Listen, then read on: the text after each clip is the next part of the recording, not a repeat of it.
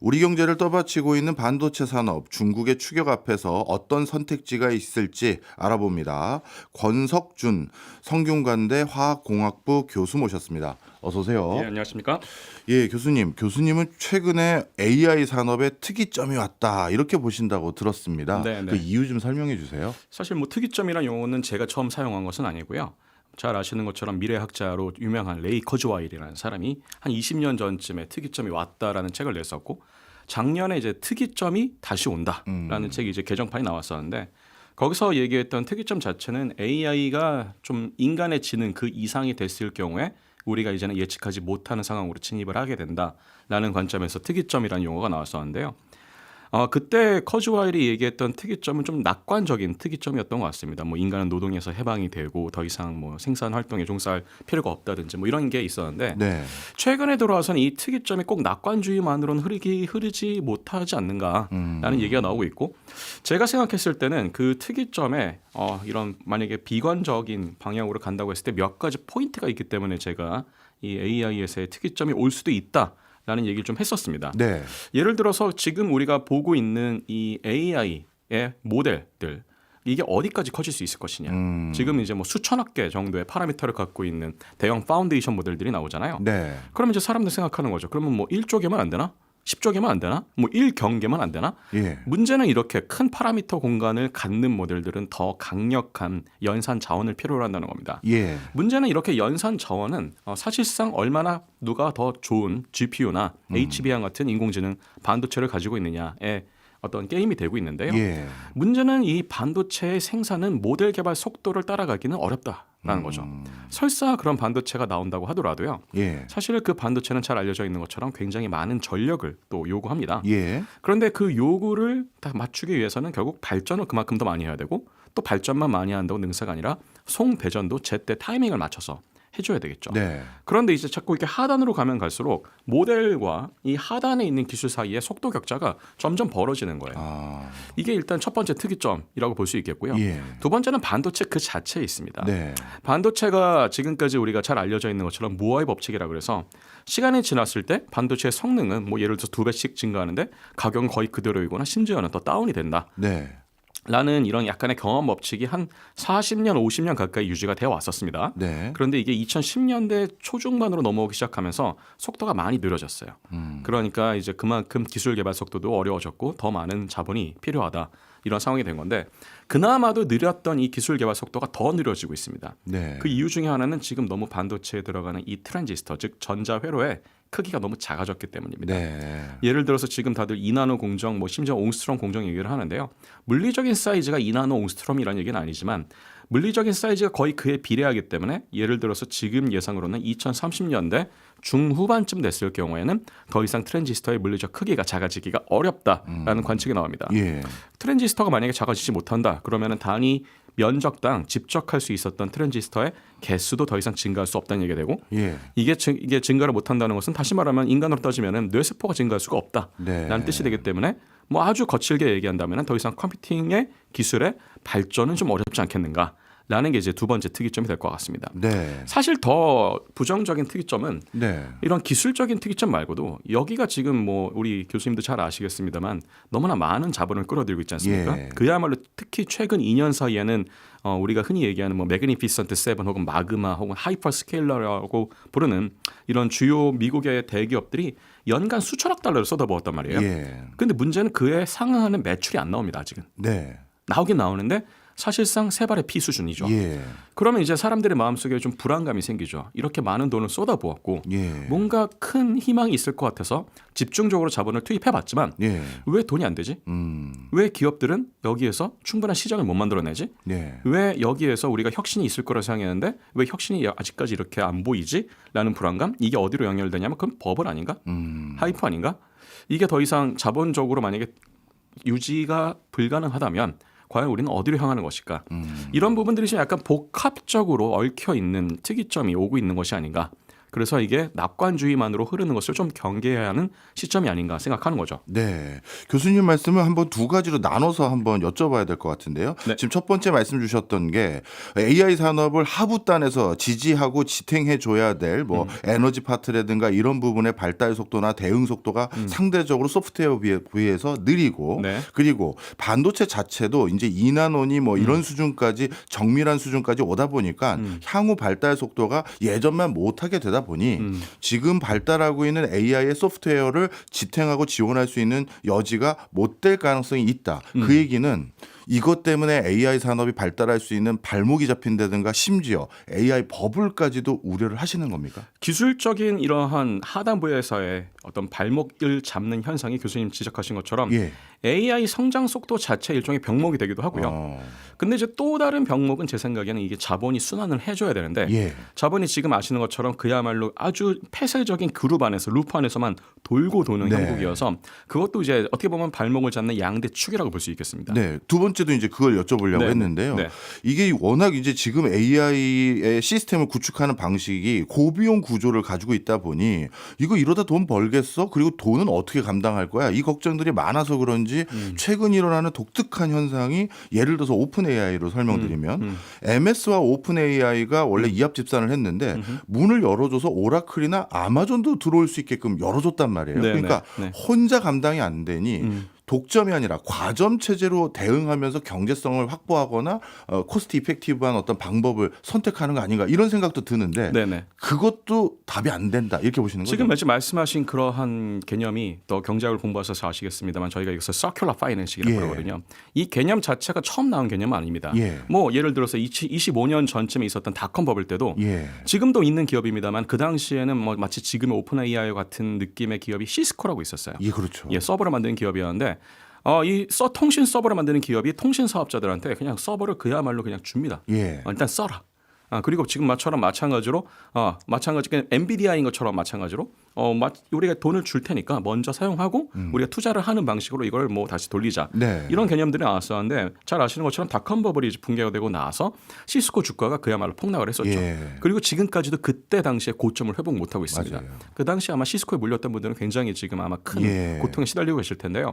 오픈 AI가 꼭 그렇게 된다는 말씀은 아닙니다. 엔비디아가 네. 꼭 그렇게 된다는 말씀은 아닌데 현재 보이고 있는 이런 일종의 서큘러 파이낸싱의 가장 큰 맹점 중에 하나는 이게 어떻게 보면 약간 나쁘게 말하면 폭탄 돌리기처럼 바뀌고 있다는 거죠. 네. 물론 이 당시 이런 방식으로 멈추지는 않을 거고요. 네. 이게 나중에 좀 말씀을 드리겠습니다만은 점점 밖으로 나가긴 할 겁니다. 예를 네. 들어서 뭐 어떤 제조업으로 갈 수도 있고 바이오로 갈 수도 있겠죠.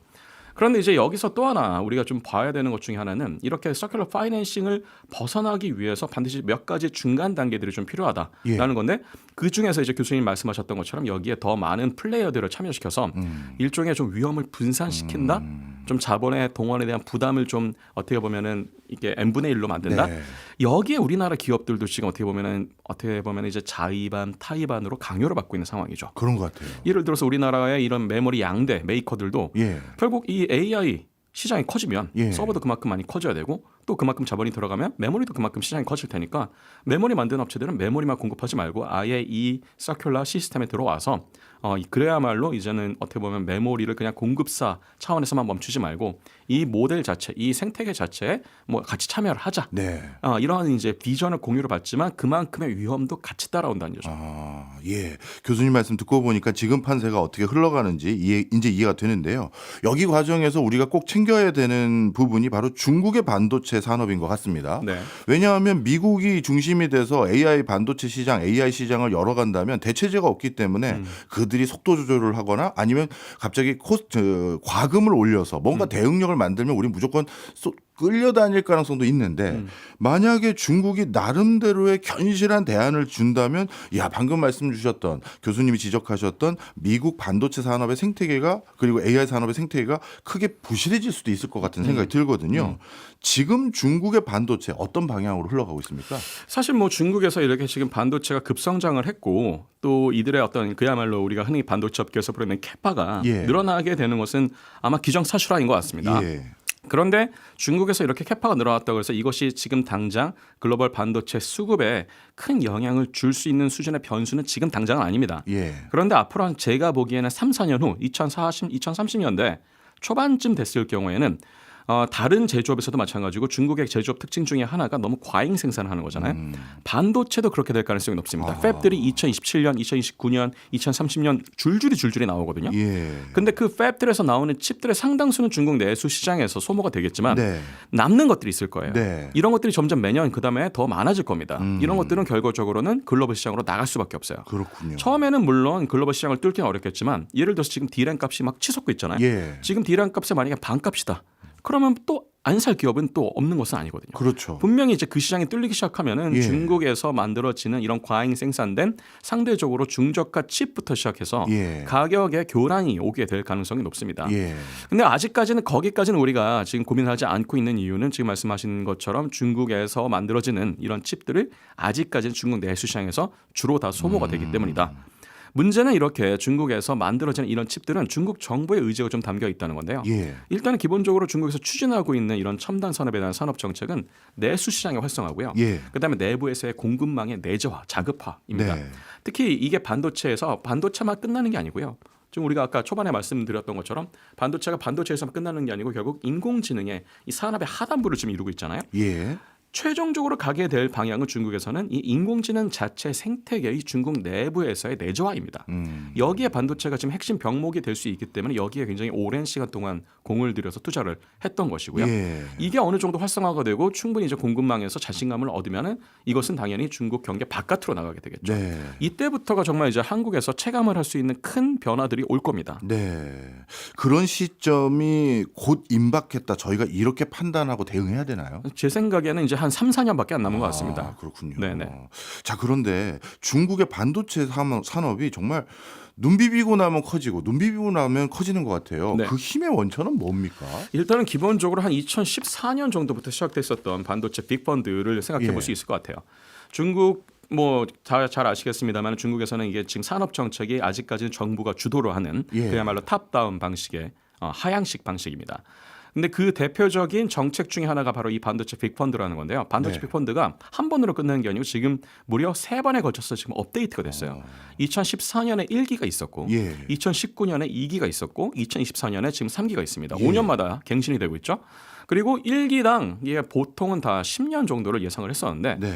3기가 좀 특이해요. 네. 20년을 예상합니다. 아. 근데 여기서 말하는 20년은 20년 동안 투자가 아니고 10년 투자 10년 회수입니다. 예. 근데 뭐 교수님 이 VC 중에서 이렇게 20년을 기다려주는 펀드 들어보신 적 있습니까? 없죠. 우리나라 특히 뭐 VC 같은 경우는 굉장히 짧죠. 3, 예. 4년 뭐 이렇고 이러잖아요.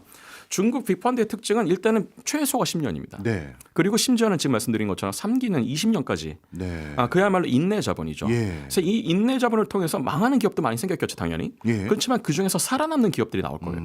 그리고 그 살아남는 기업들이 돈을 벌기 시작하면은 이제 중국 정부는 그 펀드에서 수익이 회복이 되기 시작하는 거죠. 그걸 가지고 다시 지금 재투자를 하는 거예요. 예. 근데 1기하고 2기 동안에는 뭔가 좀 이런 대기업을 키운다기보다는 앞서 말씀드린 것처럼 내수 시장 그리고 이런 공급망의 내재화의 핵심 린치핀이 될 수 있는 기업들을 위주로 좀 키웁니다. 특히 반도체에서는 반도체 우리가 흔히 얘기하는 소부장 기업들, 네. 소재나 부품이나 장비사. 그리고 이 소부장 기업들이 어느 정도 이제 좀 자리를 잡기 시작하면 그걸 가지고서 이제 제조사들을 키웁니다. 네. 그래서 중국의 뭐 파운드리를 대표하는 뭐 SMIC 중심거지 같은 회사나 아니면 CXMT 같은 이런 메모리 중심, 네. 특히 YMTC 같은 뭐 낸드 플래시 중심의 회사들. 그리고 이제 3기점 넘어오기 시작하면은 이렇게 내재가 된 이 내수 시장 그리고 자체적인 공급망을 가지고서 그것을 소모할 수 있는 기업들이 이제 만들어지기 시작하죠. 아. 그래서 뭐 우리가 흔히 얘기하고 있는 화웨이는 물론 예전부터 있었던 기업입니다만 예. 최근에 들어와서 뭐 우리가 흔히 얘기하고 있는 뭐 바이런이나 뭐 바이두나 뭐 알리바바나 텐센트나 바이트댄스 같은 이런 기업들이 단순히 IT 서비스에서만 멈추는 것이 아니라 예. 자체적으로 서버를 만들고 서버를 구축하고 클러스터를 만들고 인공지능 서비스를 하니까 예. 여기서 그동안 가까웠었던 생태계에서의 돈이 돌기 시작하는 거예요. 예. 그래서 이 기업들이 크고 이 기업들이 내수 시장이 폭발적으로 성장을 하니까 네. 그만큼 그에 비례해서 이 기업들의 규모도 커진 거죠. 이런 것들이 어떻게 보면 지난 한 15년 가까이 우리가 지금 보고 있는 중국에서의 반도체 그리고 최근에는 AI로 연계가 되고 있는 산업 생태계의 형성에 대한 다이나믹스라고 볼 수 있을 것 같습니다. 네.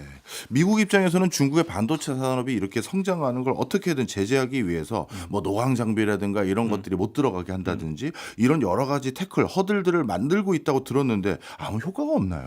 효과가 확실히 저는 있었다고 생각을 하고요. 예. 특히나 2022년, 2023년에 지난 전임의 이 미국 정권이었던 바이든 정부에서 네. 칩스 앤 사이언스 액트, 이제 우리나라 말로는 반도체법이라 부르죠. 이 반도체법에서 이제 얘기를 했었던 여러 가지 정책들이 상당히 중국의 반도체 기술의 발전 속도를 좀 많이 늦춘 것은 사실입니다. 이것은 여러 연구 결과에서도 좀 뒷받침이 되고 있고 네. 연구 결과에 따라서는 중국의 반도체 발전 속도를 적어도 한 5년 정도는 격차를 뒤로 밀어놨다. 이렇게 평가하는 것도 있습니다. 여기에 지금 핵심적으로 작용했었던 아이템은 지금 교수님 언급하셨던 노광 장비. 예. 그 중에서도 극자외선 노광 장비, 영어로는 예. EUV 노광 장비라고 부르는 건데요. 이 극자외선 노광 장비는 하필이면 지금 네덜란드의 ASML 딱 한 군데만 만듭니다. 사실상 시장이 독점이에요. 그나마도 많이 만들지도 못해요. 연간 40대에서 50대밖에 못 만듭니다. 그중에서 60에서 70%는 TSMC로 가고요. 예. 한 20-30%가 한국으로 옵니다. 삼성전자나 하이닉스로 가고 나머지가 뭐 인텔이나 아니면 벨기에의 아이맥 같은 이런 리서치 팹으로 가죠. 네. 중국에서는 진짜 이 EUV를 지금 갖기 위해서는 아마 시장가의 2~3배를 주고도 살려고 그럴 겁니다. 만약 살 수만 있다면.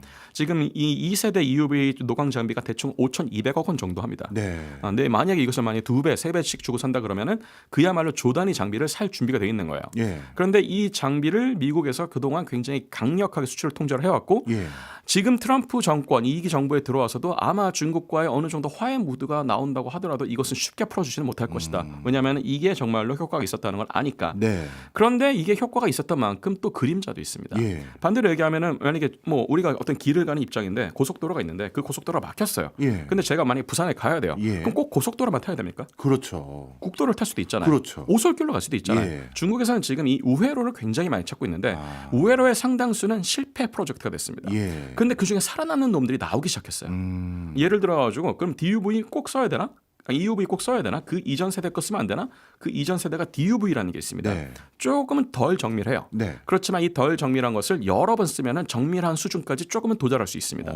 다만 그렇게 하면은 시간과 비용이 많이 걸리죠. 네. 그렇습니다만 어쨌든 기술적으로 도달할 수 있냐? 없냐 2차원이지 돈이 많이 드냐 안 드냐는 지금 중국에서는 별로 케어하는 부분이 아닌 것 같습니다. 이로 인해서 지금 DUV에서의 멀티 패터닝 공정은 어느 순간 중국에서 꽤 인텔이나 삼성에 비해서 격차가 있었다고 생각했는데 격차가 지금 1년 이내까지 좁혀졌어요. 야. 제 생각엔 몇 년 있으면 아마 능가할 수도 있습니다. 물론 이건 삼성이나 인텔이 안 해서는 아니고 그만큼 굳이 할 필요가 없으니까 그동안 안 했던 건데 반대로 얘기하면은 여기에서 또 어떠한 기술 혁신이 나올지도 모르는 거고요. 심지어는 EUV 자체도 ASML 방식을 꼭 써야 되나라는 생각에 지금 ASML 쓰지 않는 방식으로 여러 프로토타입 기술들이 나오고 있고 네. 중국에서 나오는 이러한 기술적인 보고를 우리가 고지고대로 다 믿을 필요는 없지만 제가 이제 미디어에 나오는 것들 이전에 기술적인 문서들이 있습니다. 예, 예. 뭐 논문이나 특허들이 있는데 그런 걸 읽어보면은 장비 자체를 아직 작업하는 수준까지는 멀었습니다. 예. 그런데 장비에 들어가는 핵심 기술들의 상당수는 꽤 빠르게 작업을 하고 있어요. 제가 보고 있는 것 중에 하나는 그런 EUV 리서그래피에서 광원입니다. 즉 빛을 어떻게 만드느냐인데요. ASML 같은 경우에는 굉장히 좀 복잡하게 만듭니다. 주석에 어떤 마이크로 방울을 만든 다음에 거기다가 레이저를 쏴서 거기서 나오는 순간적으로 굉장히 강력한 빛을 모아가지고 예. 이것을 EUV의 어떤 챔버에 집어넣고 패터닝을 하는 방식이라면 예. 중국에서는 아예 가속기를 돌려요. 예. 이런 방성한 가속기를 돌려서 그것을 전자기파의 형태로 뽑아냅니다. 예. 그야말로 물레에서 실을 이렇게 뽑아내는 것처럼. 그런 다음에 그 빛을 적당히 간섭시켜가지고 패턴된 빛을 가지고서 웨이퍼 위에다가 바로 쏘는 방식까지도 요새는 추구를 합니다. 근데 이것은 상업적으로는 활용한다는 것 자체를 사실 사람들이 상상을 그동안 못했던 거거든요. 왜냐하면 너무 큰 장비이고 너무 전력을 많이 소모하고 그야말로 너무 비싸니까. 네. 근데 아까 말씀드렸던 것처럼 지금 EUV 리서그래피 장비 한 대가 5,200억 정도라고 그랬잖아요. 네. 중국에서는 이걸 2~3배 주고도 살 의향이 있다고 그랬잖아요. 예. 근데 방사선 가속기가 굉장히 공교롭게도 5천억밖에 안 합니다. 소형은. 뭐 비싼 것도 1조 2천억, 1조나 뭐 2조 정도 만들겠죠. 예. 그러니까 중국에서 이런 생각을 하는 거예요. 어차피 EUV 리서그래피를 살 돈이었는데 못 사면 예. 이걸 가지고 대안을 만드는 게 낫지 않겠냐. 왜냐하면 시간은 계속 틱톡거리면서 예, 가니까. 예. 지금 이제 그런 전략을 취하면서 여러 실패의 사례들 속에서 지금 새싹들이 나오고 있고 이 중에 상당수는 지금 나무의 형태를 갖추고 있다.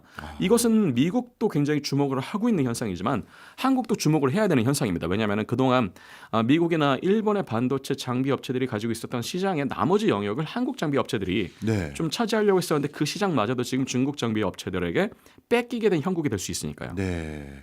지금 교수님 말씀 듣고 보니까요. 미국이나 다른 국가들이 중국의 반도체 산업 성장을 막기 위한 여러 노력을 했지만 결국 중국이 조금씩 대안을 찾아가고 있는 모습인 것 같은데 네네. 그래서 그런지 화웨이는 자체 AI 연산 반도체를 구축해서 생산하겠다 이런 전략을 발표했다고 들었습니다. 네.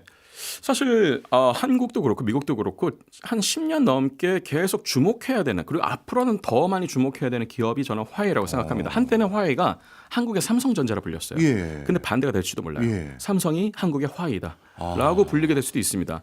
화웨이가 왜 그럼 이렇게까지 이런 실력을 가지고 있느냐, 왜 이러한 기반을 가지고 있느냐 생각해 본다면 화웨이가 애초에 시작했던 이 비즈니스는 통신입니다. 예. 통신 중계기였어요. 그런 다음에 이게 이동통신 기지국들이 확장이 되면서 거기에서 굉장히 사업이 확장을 했고, 근데 잘 아시는 것처럼 이 런정페이 화웨이 회장은 원래 인민군의 통신 장교 출신입니다. 예. 그래서 애초부터 이제 그런 백그라운드가 있었고, 또 이제 그러한 군에서의 경력과 자본 조달 그리고 아까 말씀드렸던 이동통신이 보급되는 그 과정에서 4세가 확장된 것을 가지고서 IT 기업으로 조금씩 변신을 했죠. 예. 근데 화웨이가 2010년대 들어와서 변신을 한 번 더 하는데 통신 기업에서 반도체 기업이 되고 이 반도체 기업에서 2020년대 들어와서는 AI 기업으로 또 변신을 합니다.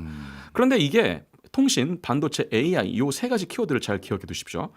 지금 말씀하신 것처럼 화웨이가 중국을 대표하는 인공지능 반도체 업체가 되고 있다고 말씀하셨는데 예.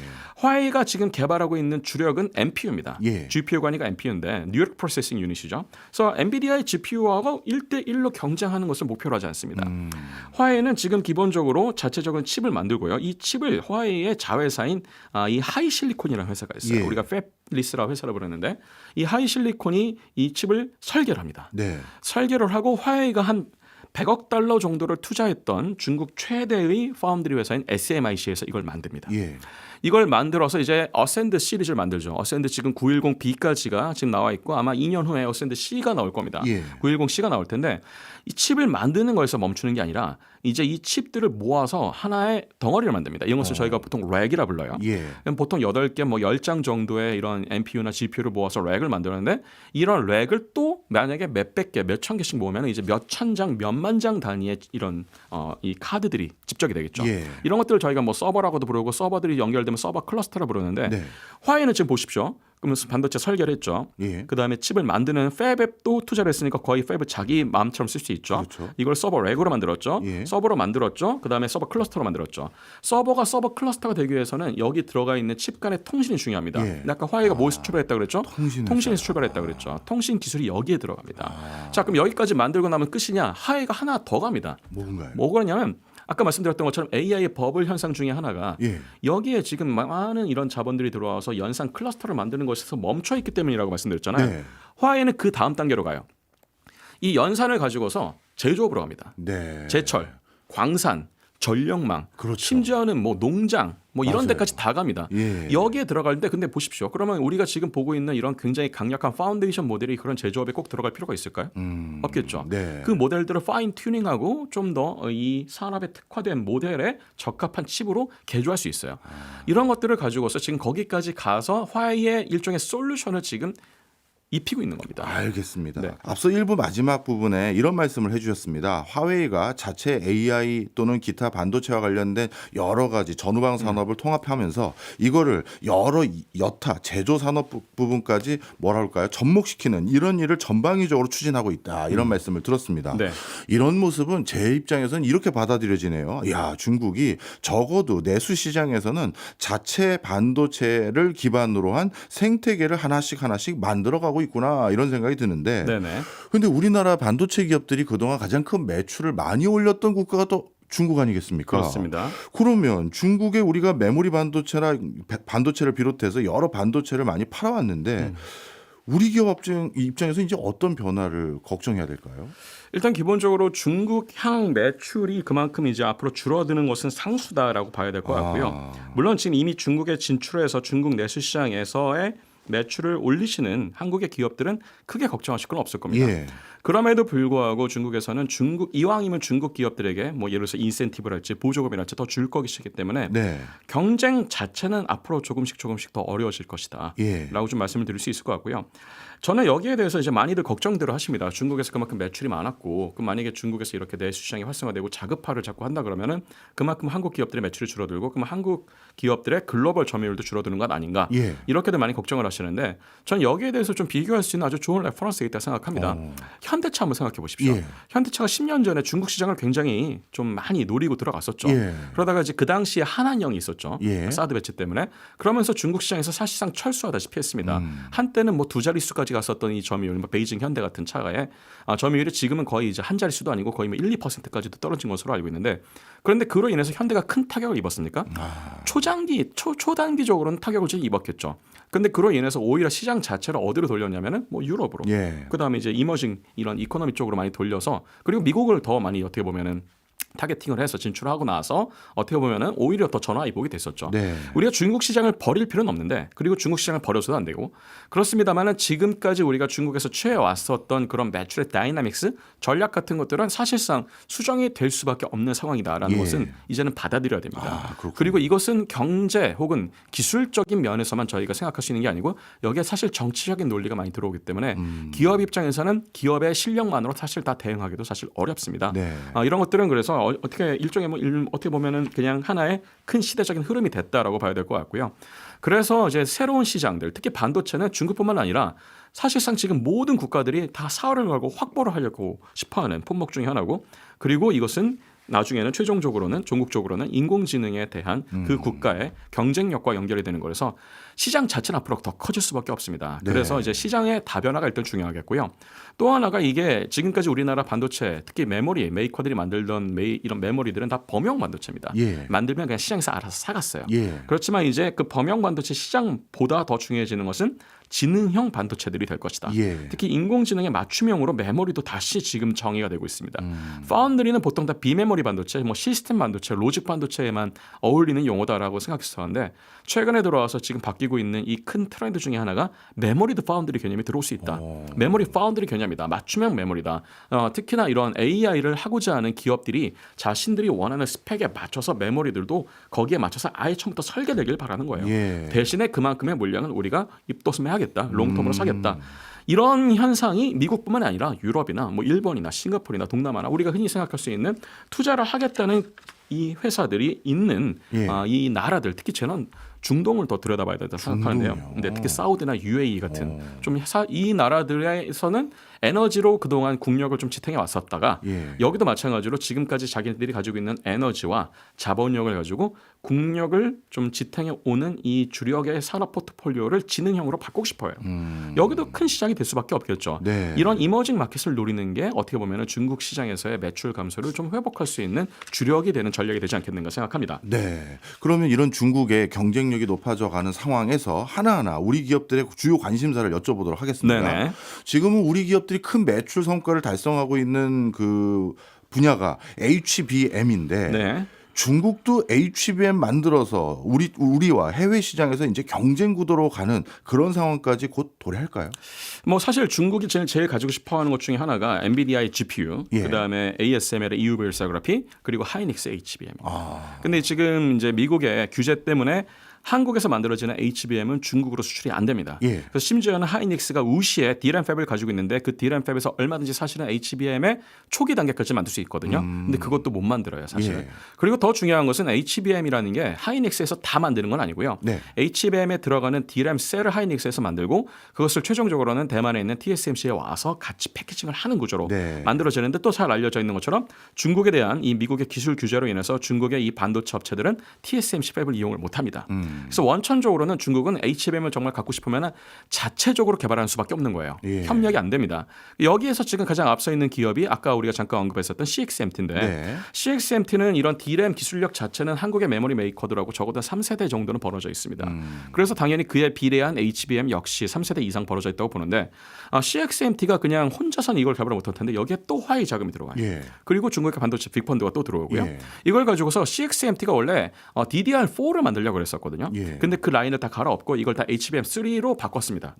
그래서 아무래도 아마 HBM3는 내년 상반기 정도부터는 조금씩 양산이 될 것이고 빠르면 HBM3E 즉 5세대 HBM 같은 경우는 2027년 하반기 정도에 양산에 돌입할 것으로 보입니다. 네. 근데 그때쯤 되면은 이제 우리나라 업체들은 HBM4E 정도까지도 가 있을 것이다라고 생각을 하고요. 혹은 심지어는 그 다음 세대까지 가겠죠.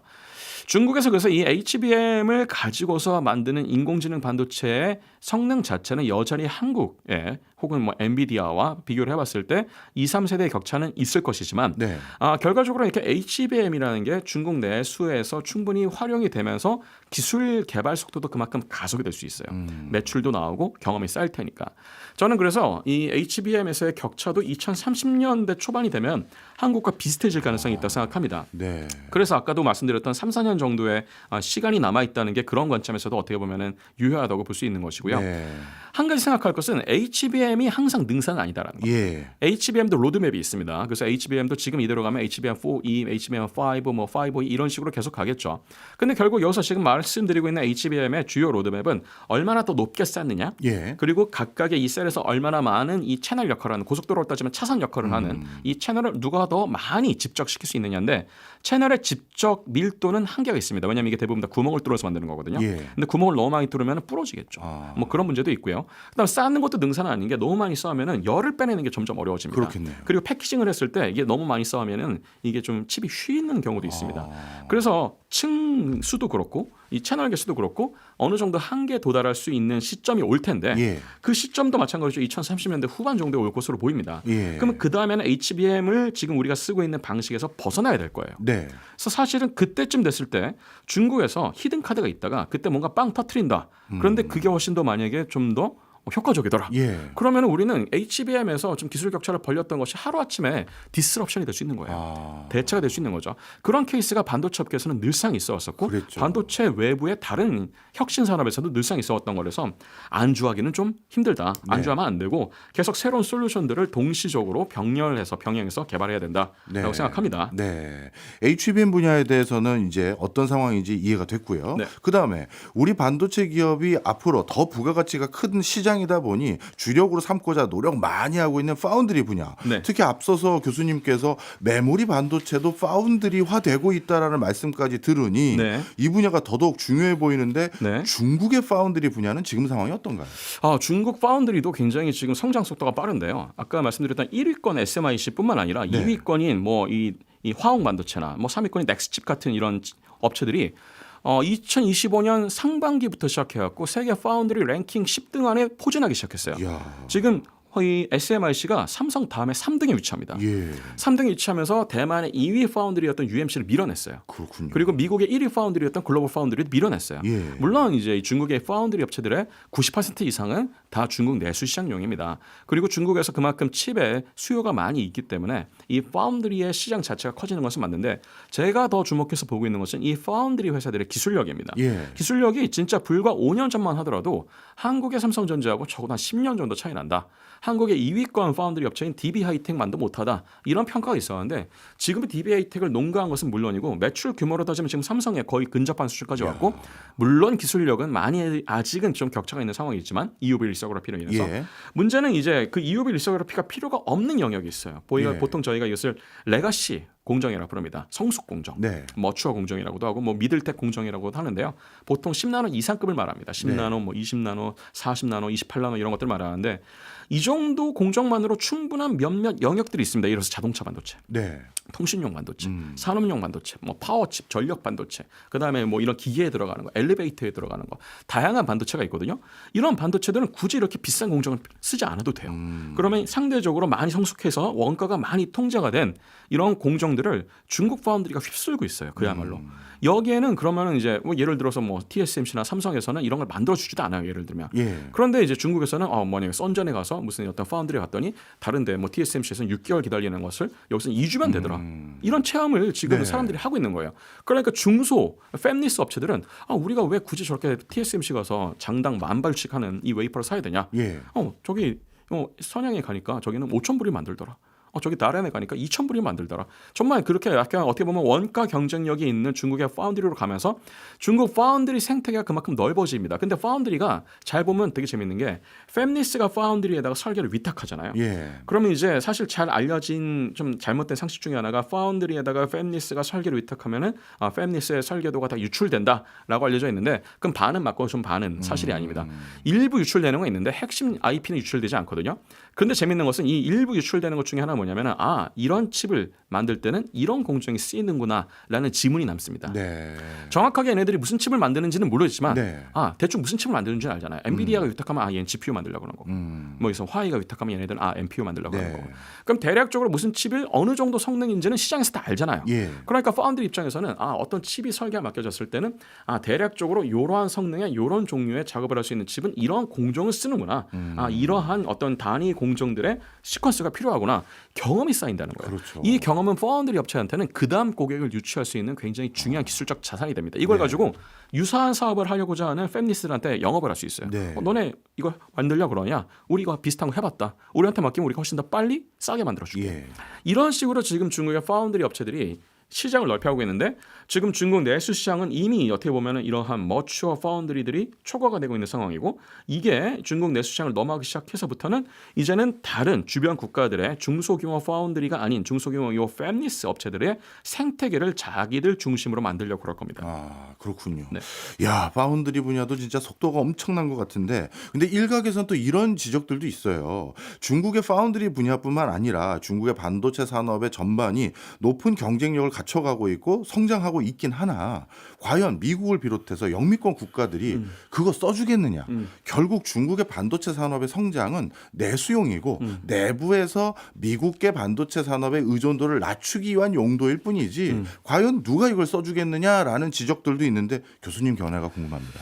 저는 그 지적도 굉장히 타당한 지적이라고 생각하고요. 미국의 사실 이 지정학적 그다음에 기정학적인 전략 자체가 중국 요 첨단 산업 반도체와 AI를 포함한 첨단 산업 자체를 미국이 주도할 수 있는 기술 클러스터로부터 디커플링을 시키는 전략이라고 저는 생각합니다. 예. 디커플링이라고 한 번도 얘기한 적은 없지만 지금 현재 이루어지고 있는 이런 기술적인 전략들이나 정책들을 가만히 놓고 보면은 장기적으로는 알아서 떨어져 나가게끔. 예. 보통 기술의 관점에서는 디커플링이 어느 시점부터 되냐면 표준이 분기하는 시점부터 디커플링이 됩니다. 예. 예를 들어서 미국이 주도하는 어떤 표준이 있어요. HBM 5부터는 우리는 이 층간 간격을 얼마로 가고 유전율을 얼마로 해야 돼라고 딱 표준을 정합니다. 네. 근데 중국에서 보니까 그 표준을 굳이 따르지 않더라도 내수 시장은 충분히 먹을 수 있는 것 같아요. 예. 더 싸게 만들 수 있는 것 같아요. 그럼 표준이 조금씩 달라지기 시작해요. 근데 중국에서 그럼 나중에 그런 비슷한 급의 H칩을 만들었다고 해도 이게 그럼 미국이 주도하는 시장에 쓸 수 있느냐? 그건 안 되는 거죠. 이제는 표준이 안 맞으니까. 예. 그렇습니다만 이렇게 표준이 분기가 되기 시작하면은 중국에서는 내수 시장을 어느 정도 다 포화시키고 나면은 이제는 그 다음 시장을 찾아야 되잖아요. 네. 그럼 이렇게 생각하겠죠. 우리가 꼭 미국 시장을 찾아야 되나? 미국 클러스터를 들어가야 되나? 네. 미국 클러스터에 들어오고 싶지 않은 다른 국가들, 예를 들어서 브릭스들, 러시아, 네. 중동, 인도, 남아공, 제3세계 이런 국가들은 예를 들어서 미국 클러스터에 들어가고 싶어도 사실 못 들어가는 수가 있어요. 왜냐하면 그렇죠. 기술력도 없고 시장도 별로 크지 않고 중국이 그동안 굉장히 물리적으로 1대1로 사업에 굉장히 투자를 많이 했잖아요. 중국이 최근에는 요 IT판 1대1로에 투자합니다. 네. 그래서 반도체도 그렇고요. 예. AI 모델도 그렇고요. AI 모델 같은 것들은 오픈 소스화 시켜버린다든지. 예. 이렇게 해서 어떻게 보면 그래 미국은 미국대로 너네대로 클러스터를 만들어라. 나는 나대로 클러스터를 만들겠다. 과거에 이게 마치 냉전 시절에 미국과 소련 사이의 경제 블록 사이에 어떤 큰 장벽을 좀 떠올리게 합니다. 예. 아직 그 단계까지는 가지는 않았습니다만 중국이 이렇게 미국에 주도하고 있는 클러스터에서 어떻게 떨어져 나가게 되고 그래서 기술적으로 호환 가능성이 떨어지고 심지어는 어떤 기술력에서도 많이 차이가 나는 상황이 도래할 가능성이 있는데 네. 저는 여기서 또 하나 지금 생각해야 되는 케이스 중에 하나가 에너지 쪽이라 생각합니다. 예. 특히 배터리나 전기차 같은 것들. 예. 지금 배터리, 특히 신재생 에너지 쪽 누가 주도하고 있습니까? 당연히 중국. 이것도 중국이에요. 네. 그래서 태양광 패널이나 풍력 발전기나 그리고 배터리 같은 것들. 이것은 지금 미국이 중국을 통제한다는 개념이 없어요. 그렇죠. 오히려 지금 미국은 만약에 미국에서 지금 신재생 에너지가 많이 죽어 있습니다만 예. 어쩔 수 없이 이제 에너지를 자립하기 위해서는 미국에서도 신재생 에너지에 투자를 해야 되는데 보니까 태양광 패널이 만약에 미국산이 만약에 패널당 많이 10달러인데 중국이 1달러예요. 그럼 누구 걸 써야 될까요? 당연히. 중국 걸 쓸 수밖에 없는 상황인 거죠.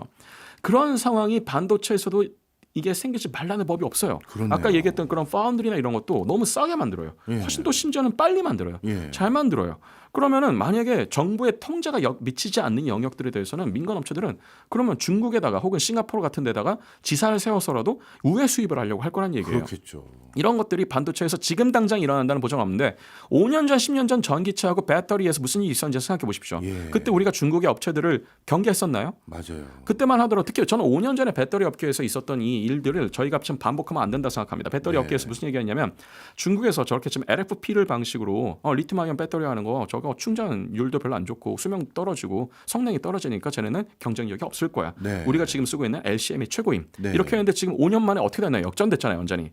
훨씬 싸게 만들고 특히 LFP의 단점이라 불렀던 것들이 어떻게 보면 다 극복이 돼버렸잖아요. 네. 이런 일들을 우리가 반복하면 안 된다는 겁니다. 중국을 너무 우리가 과소평가해서도 안 되고 네. 과대평가해서도 안 되는데 기술을 그들이 가지고 있다는 것을 인정을 해야 되고 이 기술이 지금은 초창기인데 앞으로 계속 지금 진화하고 어떤 방향으로 지금 분기할 것인지에 대해서는 우리가 정말 눈을 크게 뜨고 지켜보아야 된다고 저는 말씀드리는 겁니다. 네. 이게 지금 중국에서 모든 제조업에서 그동안 실행을 했었던 그리고 성과를 거둬왔었던 어떻게 보면 메커니즘이에요. 그렇네요. 굉장히 작은 사업부터 석유화학, 제철, 조선 지금 뭐 다 you 그렇죠. name it 진짜 예. 다 해보십시오. 예. 그야말로 이제 뭐 초기에는 정부 자본이 많이 들어가죠. 그리고 예. 생태계 키우고 그리고 나서 그 자체적으로 성장시키고 나서 남는 것들부터 시작해갖고 원가 경쟁력을 해갖고 밀어붙이기로 합니다. 예. 그런 다음에 그 시장을 잠식하고 거기에서 중국 방식의 표준이나 생태계 들어오게끔 만드는 거죠. 네. 그야말로 스며들게 만드는 거죠. 그 다음에 이제 이걸 가지고 가격을 자기네들이 통제하는 수준까지 가는 겁니다. 네. 이런 것들이 반도체하고 AI에서 벌어지지 말라는 법이 없고 저는 오히려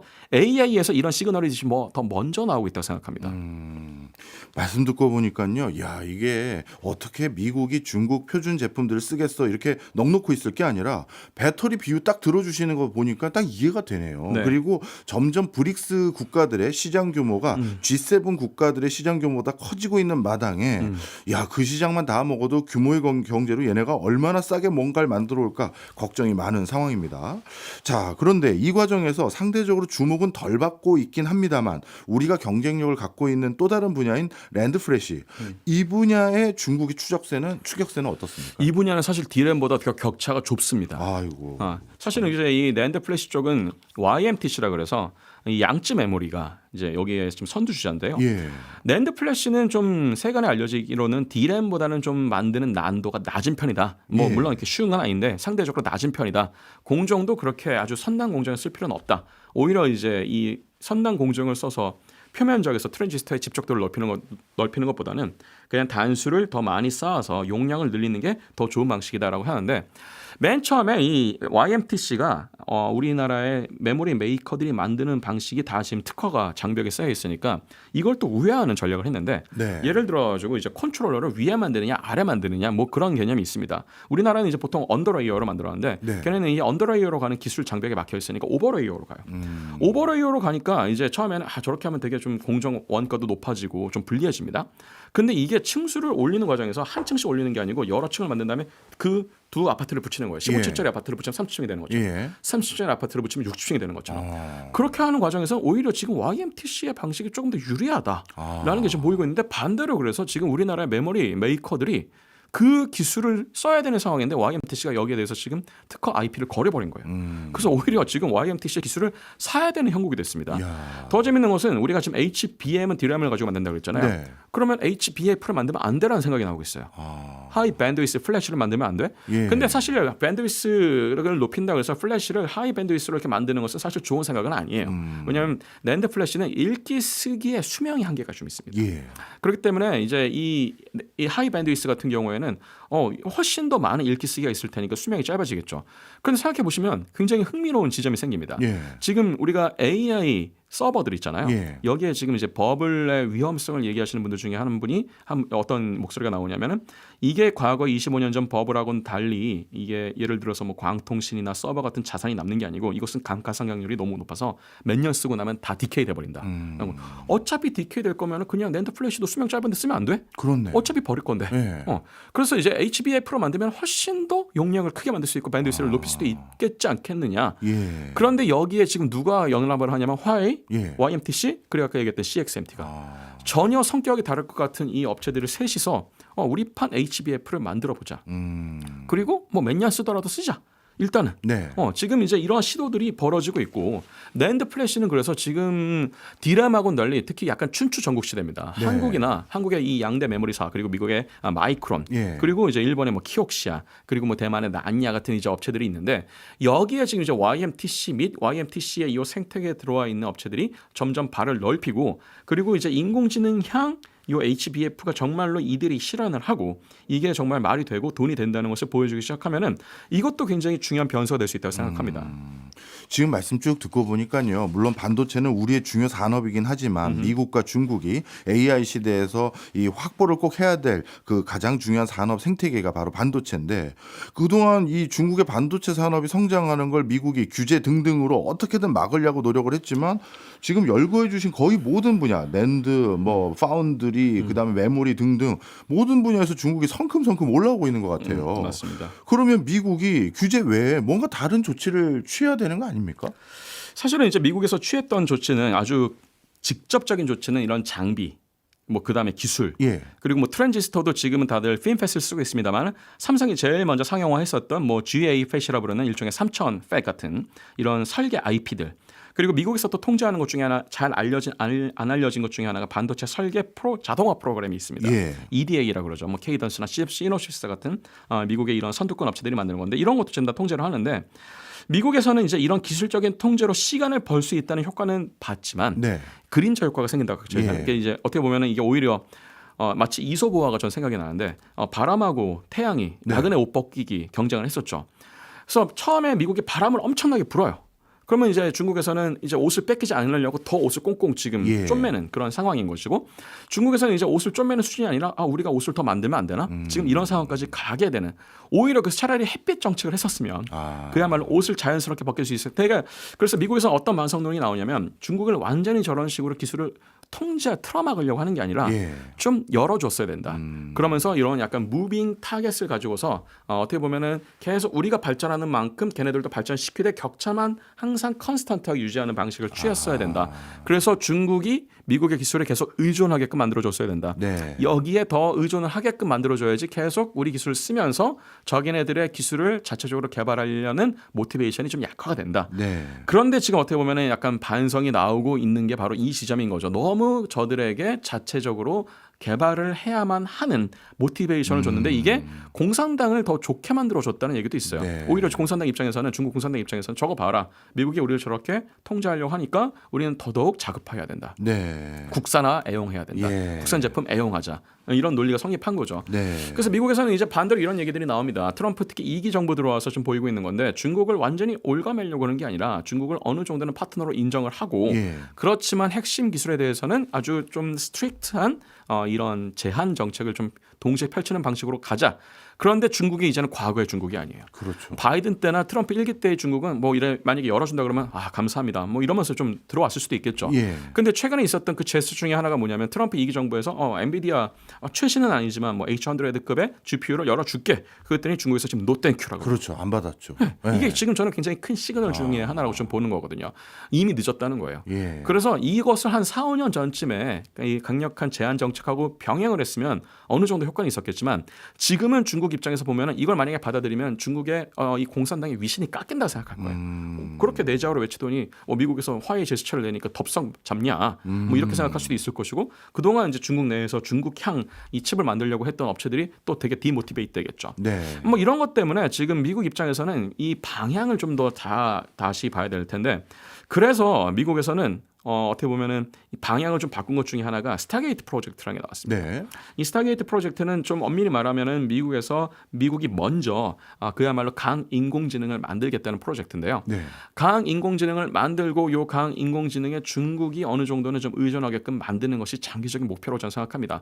그런데 더더욱 중국은 중국판 강 인공지능을 만들려고 하면서 이거에 대항하려고 하는 게 좀 관측이 됩니다.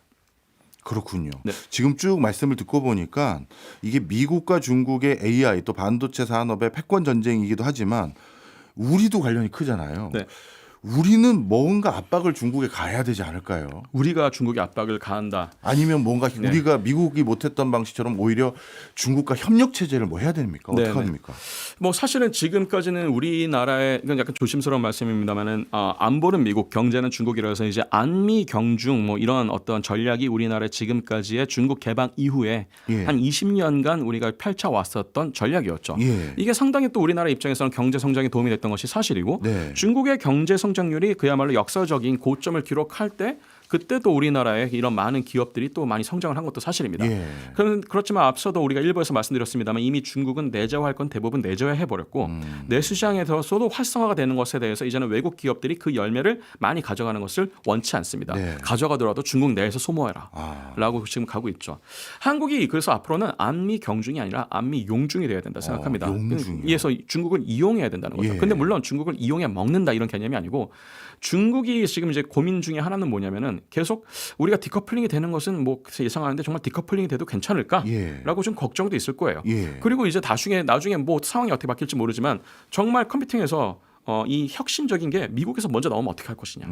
그러면 이제 그야말로 거기서 장벽이 생겨버리고 그야말로 이 컴퓨팅 기술의 혁신 하나만으로 중국은 지금까지 투자했었던 모든 방식이 다 구석기 시대로 돌아갈 수도 있는 거예요. 네. 그런 어떤 뭐 역사적인 모멘트가 생겼을 경우에 일종의 어떻게 보면 안전 버퍼 역할을 할 수 있는 장치들이 필요할 겁니다. 저는 한국이 그런 면에 대해서는 미국하고 중국 사이에 그런 안전지대, 안전 버퍼 역할을 할 수 있다고 생각하는데 이재명 대통령께서도 지난 10월에 경주 에이펙에서도 그런 말씀하셨습니다만 인공지능을 지금은 우리가 써버린 AI라고 그래서 한국에서 지금 이제 이런 AI의 주권, 뭐 AI의 주도권, 뭐 AI의 3강 이런 얘기를 합니다만 이게 저희가 한국에서만 이 AI가 갈라파고스화 된다는 것을 목표로 하는 게 아니잖아요. 네. 한국에서 먼저 검증을 하고 한국에서 돌아갈 수 있는 풀 패키지를 만들고 예. 이 패키지들이 어떻게 보면 우리가 다른 나라에 더 수출할 수 있는 개념이 될 수 있다고 생각하는데 반대로 얘기하면 한국이 어떻게 보면 그런 뉴트럴한 관점에서 AI의 기술을 포함한 그런 첨단 기술에 대해서 공통으로 좀 같이 활용하고 제시할 수 있는 플랫폼이 된다 생각하는데 예. 여기에는 중국이 들어오게끔 만들 수 있다 생각합니다. 네. 그리고 한국에서 이 상생 파운드리가 만들어질 것이고요. 앞으로 네. 국가 주도의 AI 전략 연구소 같은 것들이 생길 겁니다. 기술 연구소.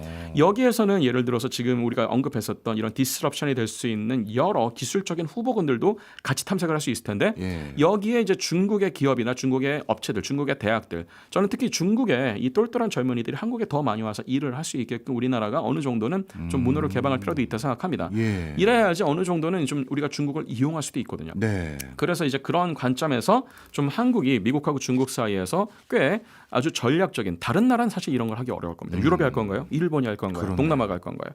제조업도 있고 반도체도 있고 그다음에 AI에 대한 정책도 있고 어느 정도는 기술적으로 성숙한 이런 선진국을 찾는다라고 한다 그러면은 전 한국밖에 없지 않겠습니까? 네. 한국이 그런 면에서 중국을 압박하는 게 아니고 중국과 미국 사이에서 어떻게 보면은 아주 오래된 얘기긴 합니다만은 좀 그런 균형자 플러스 이제 이 균형이 그냥 정치적인 균형이 아니고 첨단 기술을 레버리지로 삼을 수 있는 균형자가 될 수 있는 기회가 있다고 생각합니다. 네.